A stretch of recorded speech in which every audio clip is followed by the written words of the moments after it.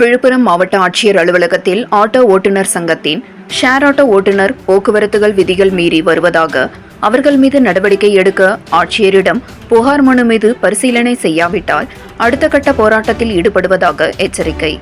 விழுப்புரம் நகரத்தில் சுமார் 850க்கும் மேற்பட்ட ஆட்டோக்கள் உள்ளன. இதனை நம்பி ஆட்டோ ஓட்டுநர்கள் விழுப்புரம் நகரத்தில் சவாரி ஏற்றி சென்று வருவதாகவும், ஆனால் சமீப காலமாக ஷேர் ஆட்டோக்கள் டூரிஸ்ட் பெர்மிட் என்பதால் நகரத்தில் பயணிகளை ஏற்றி இறக்க அனுமதி இல்லை. ஆனால் அவர்கள் விழுப்புரம் நகரத்தில் பயணிகளை ஏற்றி இறக்கி வருகின்றனர். எனவே அவர்கள் மீது நடவடிக்கை மேற்கொள்ள வேண்டும். அது மட்டுமில்லாமல் நகரத்தில் வெளியே ஷேர் ஆட்டோ ஓட்டுவதற்கு அவர்களை அனுமதிக்க வேண்டும்.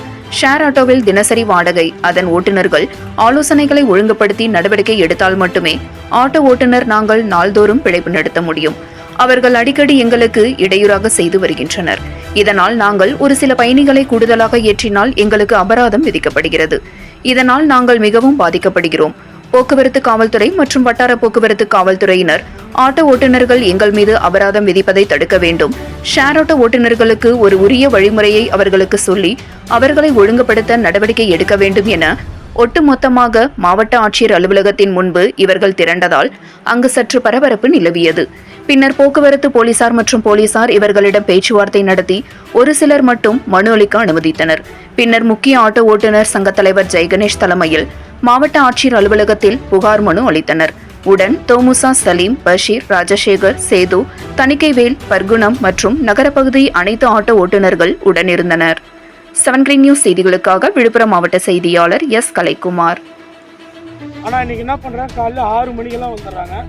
6 மணிக்கு வந்து 10 மணி வரைக்கும் வாகனத்தை இயக்குறாங்க. இதனால் ஆட்டோ தொழிலாளர் எங்களுடைய வாழ்வாதாரம் பாதிக்கப்படுகின்றதுனால இந்த மனுவை நாங்கள் கொடுத்துருக்கோம். சுமார் 850 ஆட்டோ குடும்பம் இருக்குது சார். நகரத்தில் 850 ஆட்டோ தொழிலாளர்கள் இதை நம்பி தான் நாங்கள் பொழப்பு நடத்திட்டு இருக்கோம். இந்த 850 தொழிலாளருக்கு மேலே இருக்குமே தவிர குறைவாக இருக்க வாய்ப்பு இல்லை. ஆகையினால இதற்கு பத்திரிகையாளர்களும் நீங்களும் சேர்ந்து எங்களுக்கு முழு ஒத்துழைப்பு தருமாறு கேட்டுக்கொள்கிறோம்.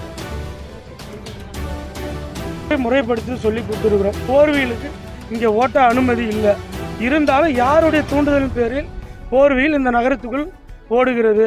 ஆனால் அவர்கள் மீது நடவடிக்கை எடுக்க மாட்டுறாங்க, எங்கள் மீது மட்டும் நடவடிக்கை எடுக்கிறாங்க. அதை முன்னிட்டு தான் இந்த மனுவை நாங்கள் கொடுத்துருக்குறோம். தலைவர் இதுக்கு உரிய நடவடிக்கை எடுக்கிறேன்னு சொல்லியிருக்கிறாங்க. அடுத்தது மனு கொடுப்போம். தொடர்ச்சியான மனுவை கொடுத்து எங்கள் கோரிக்கையை நிறைவேற்றி தருமாறு தாழ்மையுடன் கேட்டுக்கொள்கிறோம். என் பேர் ஜெய்கணேஷ், புதிய பேருந்து ஆட்டோ சங்க தலைவர்.